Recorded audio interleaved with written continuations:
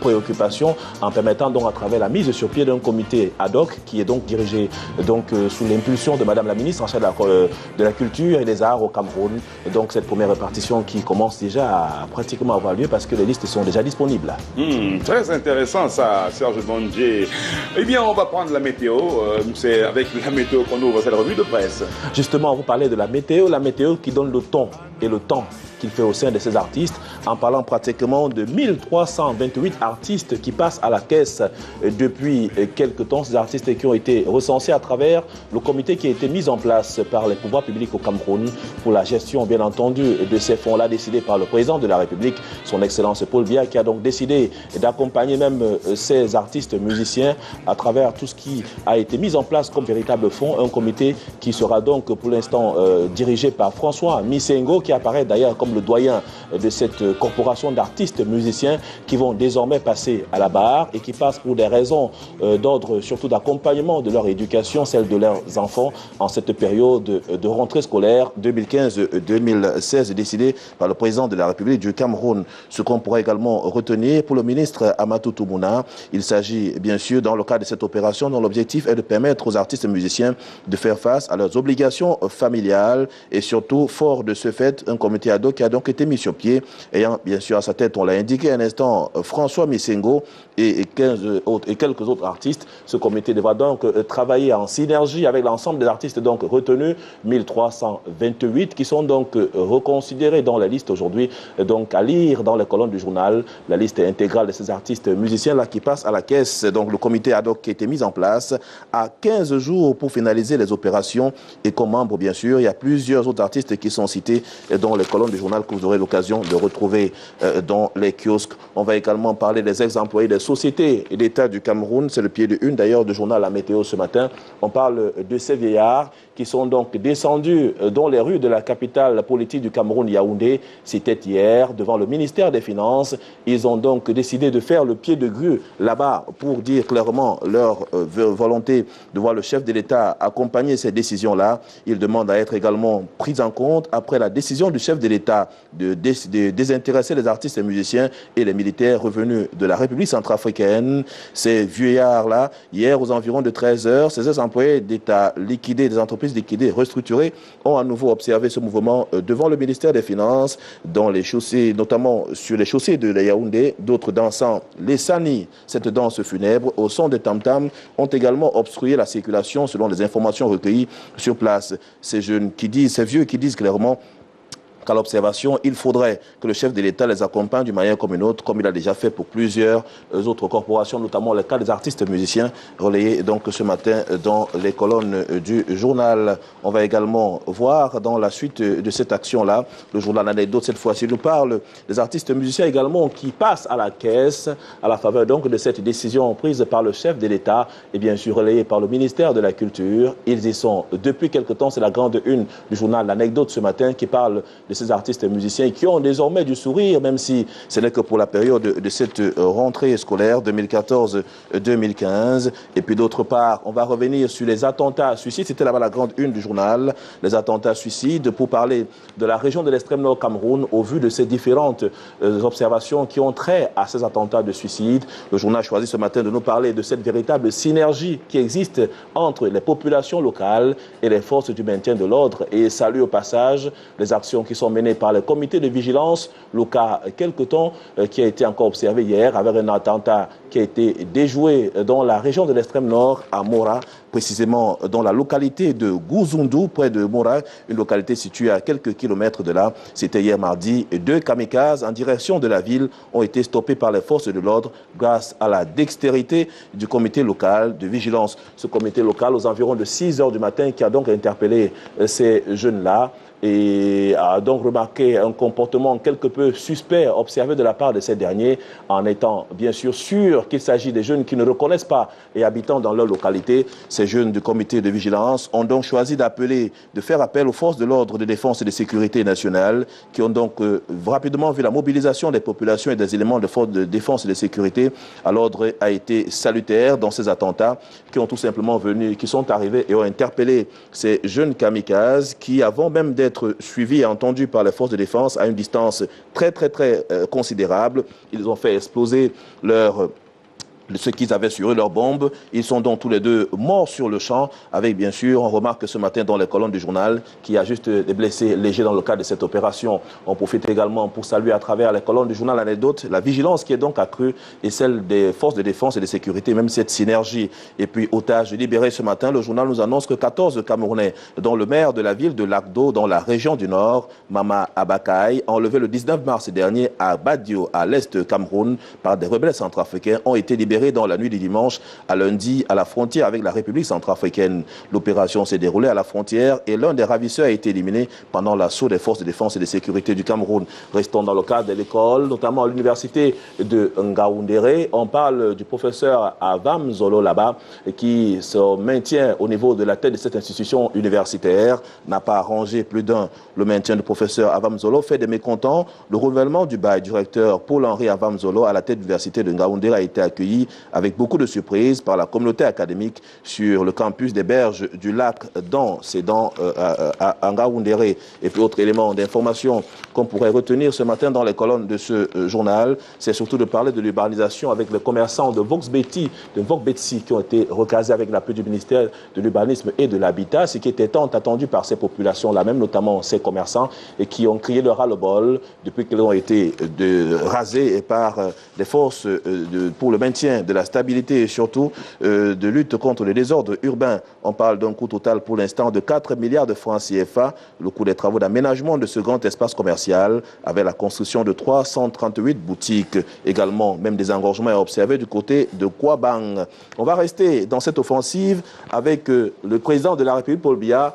Quand le président de la République prend du service, c'est ce que nous annonce le journal ce matin. Il décide donc de prendre des mesures d'urgence depuis son retour de son court séjour du côté de l'Europe. Des mesures prises par le président de la République sont également évoquées ce matin dans les colonnes du journal. On parle de ces mesures-là qui visent notamment, après 27 jours, il se passe plus d'un jour sans qu'il signe un décret touchant au sujet sensible de la République, un réveil entre guillemets qui n'est pas innocent, parle-t-il ce matin.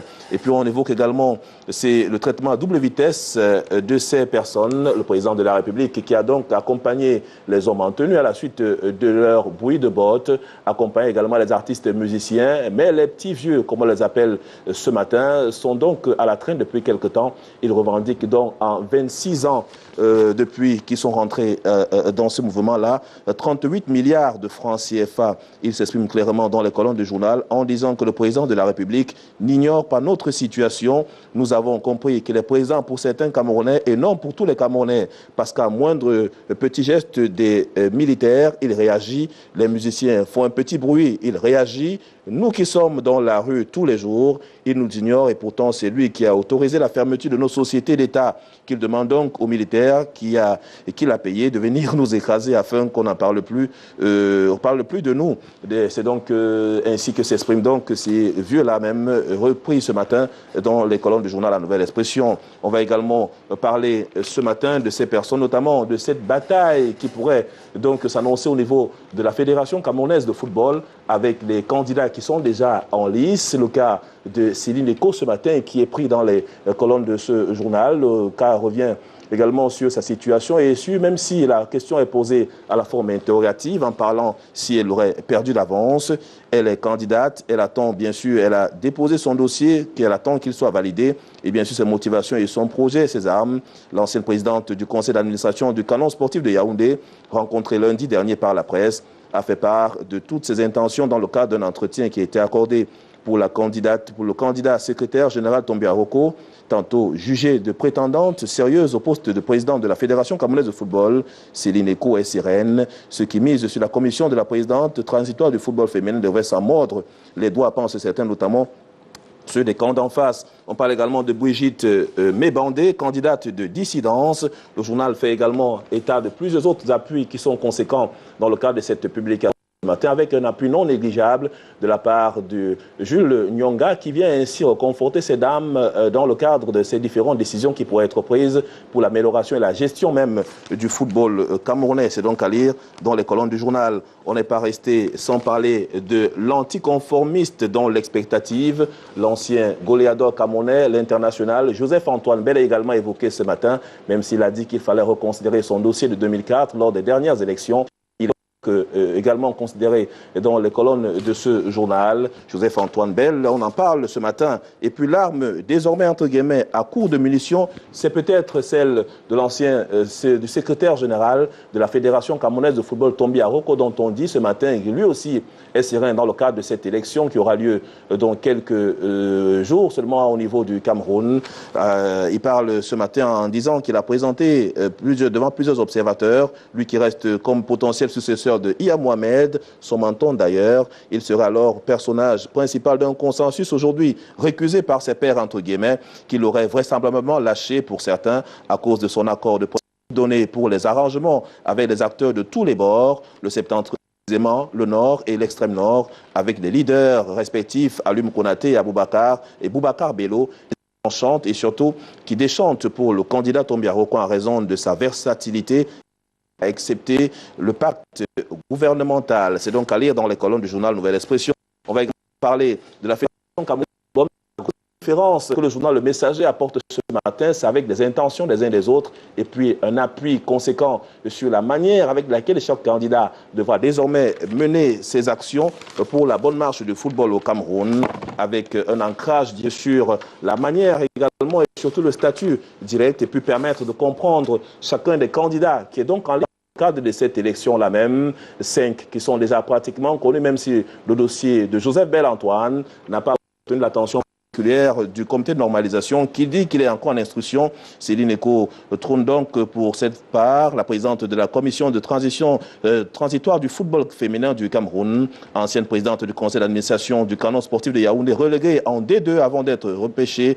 Un espoir de la Chambre de conciliation et bien sûr, on annonce ce matin qu'elle n'a pas boudé le plaisir de déposer sa candidature en seconde partie. Également, Brigitte Mébandé, la voix du soleil levant, officiellement présidente, a présenté sa candidature le 19 septembre dernier au cours d'une conférence de presse tenue à Yaoundé. Elle a donc à cette occasion le soutien de Jules Nyonga. Atta Robert, l'inoxydable gladiateur, le directeur technique national numéro 3, qui a annoncé officiellement sa candidature aux élections à la présidence de la Fédération camerounaise de football en 2014, est convaincu qu'au regard de son important bagage doublé de sa riche expérience dans le monde du football, il a le meilleur profil pour briguer ce mandat à la tête de l'instance fêtière du football national.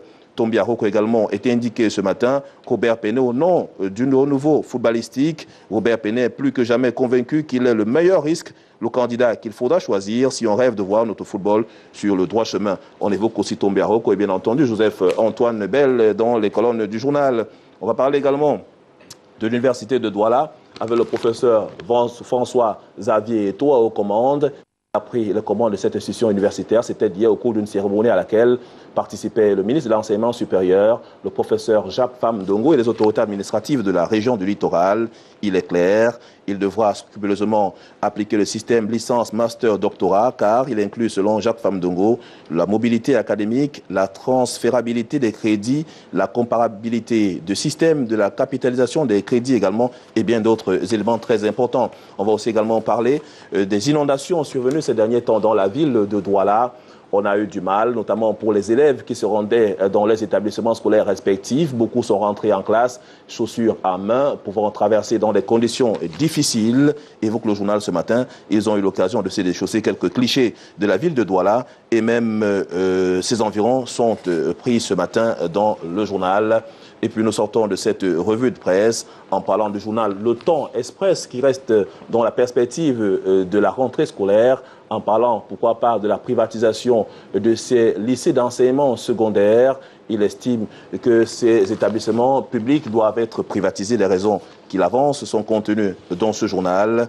Le directeur de publication Amadou Tala Tamto en fait également éloge ce matin. Et puis d'autres faits majeurs sont également évoqués dans le journal Le Temps Express. qui fait part également de ces situations difficiles que l'on vit à travers des braquages survenus dans la région de l'Est, précisément dans la ville de Bertois. C'est donc à lire dans ce journal. Madame, Monsieur, merci infiniment pour avoir suivi cette revue de presse. On va donc se retrouver demain lorsqu'il sera 7h30. Très bon mercredi à tous les jeunes et surtout très bonne suite des programmes. Une suite des programmes avec vous, Jason Black, forcément pour retrouver Alain Debo-Andébé du côté de la capitale politique du Cameroun, Yaoundé. Et bravo pour votre cravate translucide pour prendre l'expression de Menkam Cortés qui vous l'adresse d'ailleurs. Hein. Merci. Voilà. Et vous nous permettez d'aller à Yaoundé? On peut y aller tout de suite. Debo a déjà fait un prêt. D'ailleurs, il s'y prépare depuis quelques temps. On espère bien que les informations vont beaucoup intéresser l'ensemble du grand public, notamment des régions et même ces personnes qui nous suivent. Seconde partie relayée en direct par Suite FM 100.5 FM et 106.0 Kiss FM à Yaoundé. Cameroun Tribune ce matin pour ouvrir la scène et titre échec et terroristes, le quotidien national bilingue d'information qui est à Bamenda. Bamenda où s'est tenue hier la cérémonie de remise des épaulettes à 3 nouveaux promus à la police. Cérémonie présidée par le délégué général à la sécurité nationale Martin Bagangele. 3 policiers bénéficiaires de promotions spéciales du chef de l'État après avoir mis en déroute des projets d'attentat dans la capitale régionale du Nord-Ouest. Et hier encore à Gouzoudou dans l'extrême nord, les comités de vigilance et les forces de défense ont fait échouer 2 kamikazes qui ont été les seules victimes de l'explosion des engins hier. Pour ce qui est de la cérémonie de Bamenda, on le reverra à la page 2 du quotidien national bilingue. Vous lirez en image les nouveaux promus tout en réaction. Gédéon Bob Rob Wonze et Alfred Taïwe, ils disent leur satisfaction et disent merci au chef de l'État pour ce geste.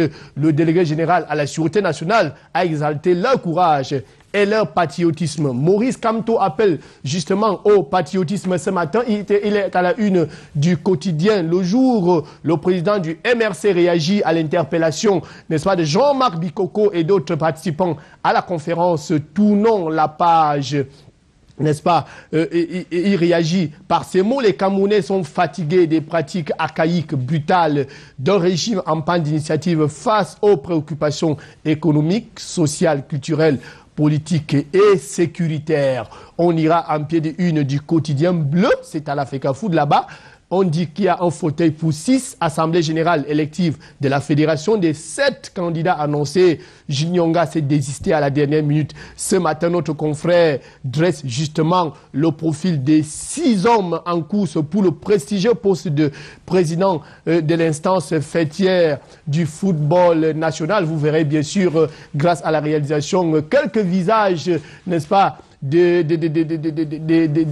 candidats en course pour le fauteuil du président de la FECA Foot. On le voit, Céline Eko, Joseph Antoine Bell, Atta Robert, Joseph Pene, Bridish Mbande et Tombi Aro Kosili qui sont, n'est-ce pas, donc dressés, leurs profils sont dressés au quotidien Le Jour ce matin.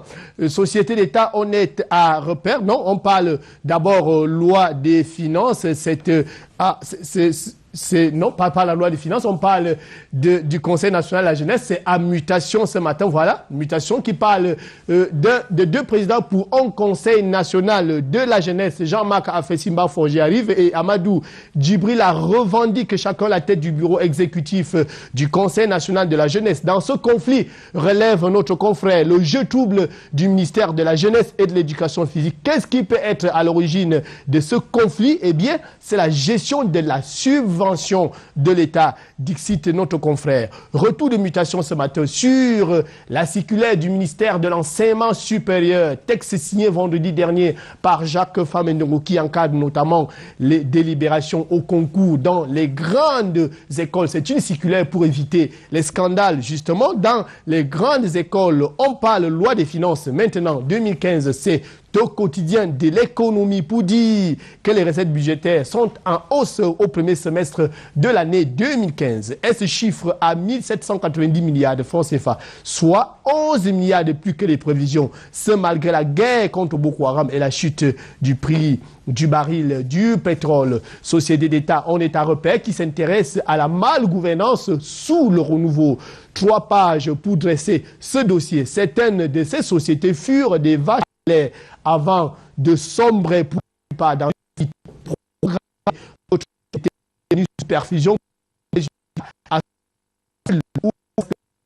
C'est un grand dossier signé le journal Repère ce matin. On lira également Émergence qui parle de la marche des casques bleus de la MINUSCA, des casques bleus de la MINUSCA. Pourquoi le président de la République esquive, n'est-ce pas, les vrais complices, esquive les vrais coupables, n'est-ce pas, dans cette marche des casques bleus, n'est-ce pas, de la MINUSCA. Le titre est donc du quotidien d'Émergence ce matin.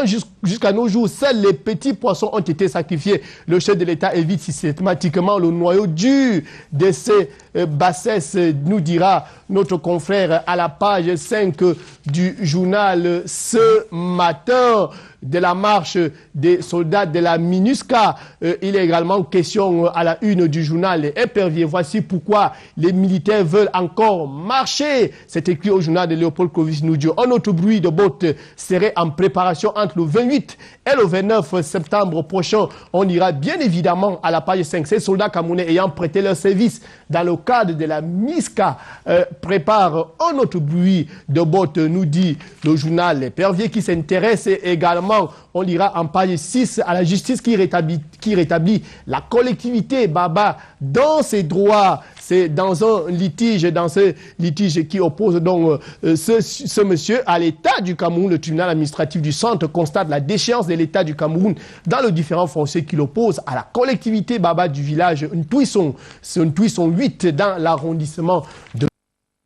Finalement, avec Épervier, que la liste complète des artistes bénéficiaires, n'est-ce pas, de la répartition de ce jour est publiée par le journal Léopold Clovis-Noudio. C'est à lire de la page 7 à la page 12, la liste de tous ces artistes. Une liste également reprise par le journal Le Soir, la liste complète des artistes qui passent à la caisse. Mais le journal Le Soir, aujourd'hui, s'intéresse particulièrement à l'alternance au pouvoir, et ce point de presse donné par le docteur Olivier Billeux qui sensibilise les Camerounais sur le péril sécuritaire lors d'un point de presse sur la conjoncture sécuritaire au Cameroun. C'était donc hier le président de l'Union pour la fraternité et la prospérité a réussi à donner l'orientation générale sur l'actuel phénomène Boko Haram au Cameroun, à lire, n'est-ce pas, au journal de Armand Bianda. On parle santé maternelle et infantile, des produits périmés dans les kits d'accouchement. C'est dans notre santé. Il concerne 2 médicaments utilisés en prévention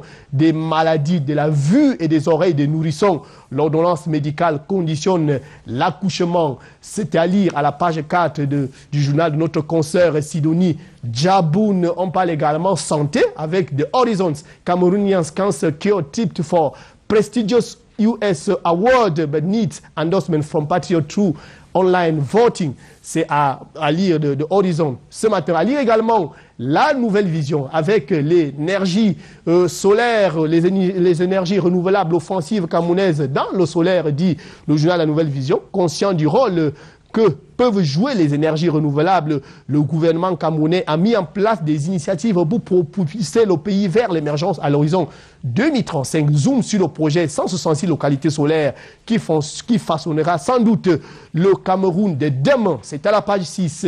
Salaire des maires pour parler comme diapason, une nouvelle discrimination. Le président de la République accorde des avantages colossaux aux délégués du gouvernement et aux maires. Du coup, ils sont nettement mieux rémunérés que leur tutelle. Les préfets, ce fut déjà le cas entre les autorités administratives et les forces de l'ordre. Un adjudant de gendarmerie touchant pratiquement le double du salaire d'un sous-préfet. C'est dit dans le journal de François Mbok, Diapason. Le point hebdo parle du projet d'aménagement du lac municipal de Yaoundé. Des sources proches des sources proches de l'entourage du ministère du développement urbain et de l'habitat, les dirigeants d'entreprises espagnoles qui a raflé la mise de l'aménagement du lac municipal de Yaoundé serait dans les taux du patron du développement urbain du Cameroun qui exigerait un pot de vin digne de sa stature pour le début effectif des travaux devant embellir le lac municipal de Yaoundé et ses alentours. La seconde une de ce journal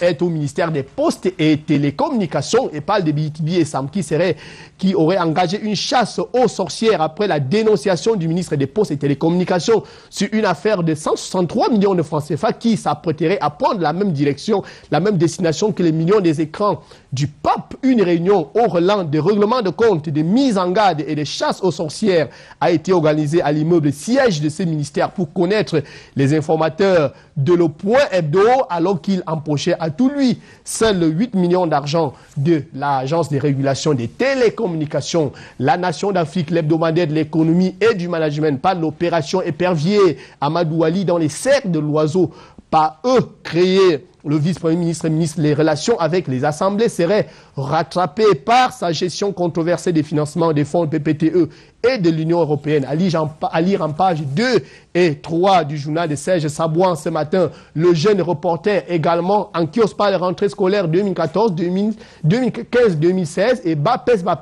n'est pas fini. Une énergie débordante du ministre à toutes les dernières rencontres, loyauté envers le chef de l'État à travers l'implémentation de la professionnalisation des enseignements, tâche indélébile de son passage au ministère des enseignements secondaires. Vous lirez également en kiosque de Guardian Post SCNC, Unveil 15 unpardonable sins committed against Anglophone system, dont les 15 péchés impardonnables, n'est-ce pas, commis par le SCNC à l'endroit des anglophones. Ces péchés sont impardonnables, dit The Guardian Post ce matin. À lire également le temps des réalisations, le bulletin mensuel bilingue d'information du cabinet civil de la présidence de la République qui présente Paul Biya et Mouhamadou Bouhari à la grande une avec ces poignées de main d'amitié, et n'est-ce pas, tourné vers la lutte contre un ennemi commun nommé Boko Haram. On reviendra sur ce magazine du cabinet civil de la présidence de la République de vendredi prochain. Et pour mettre fin à cette seconde partie, la lecture de une des journaux. Un rendez-vous très important ce jour à 10h au centre culturel camerounais. Le club des journalistes politiques du Cameroun, Clopo, reçoit Maurice Kamto dans le cadre du deuxième café politique. C'est à 10h au centre culturel camerounais. C'est après Nidjon Fundi à Bamenda. 11h, un jour un événement avec Rodrigue Tongue qui reçoit Hyacinthe Mbambo. Il est maire de la commune d'Ambam. Il va parler du salaire des maires. Les maires qui ont dit merci au chef d'État à travers une assemblée générale extraordinaire. Hier, c'était au siège de communes et villes unies du Cameroun. Retour à Douala pour la suite de Cannes Matin. Jason Black, à vous.